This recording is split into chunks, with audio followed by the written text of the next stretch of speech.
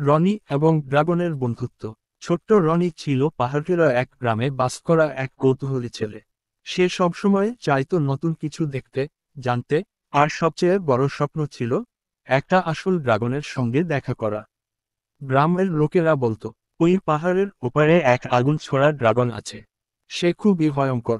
কিন্তু রনি ভয় পেত না।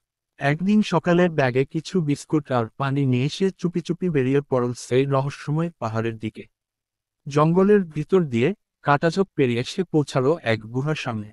হঠাৎ আকাশ কেঁপে উঠল, আর গুহা থেকে বেরিয়ে এল বিশাল, লালচে সবুজ রঙের এক ড্রাগন।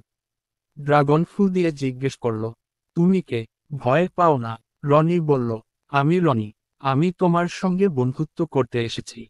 ড্রাগনটা চমকে গেল। এতদিন সবাই শুধু তাকে ভয় পেত, কেউ কখনো বন্ধু হতে চায়নি। রনি তাকে বিস্কুট অফার করল। ড্রাগন হেসে বলল, তুমি সাহসী আর দয়ালু। আমি তোমাকে আমার এক গোপন জিনিস দেখাবো।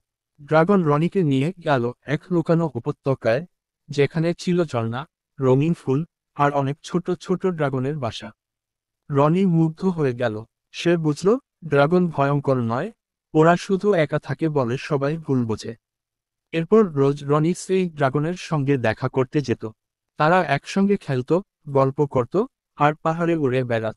গ্রামের মানুষ রনির বদৌলতে বুঝল, ড্রাগনও বন্ধুত্ব করতে পারে, যদি তাকে ভালোবাসা দেওয়া হয়।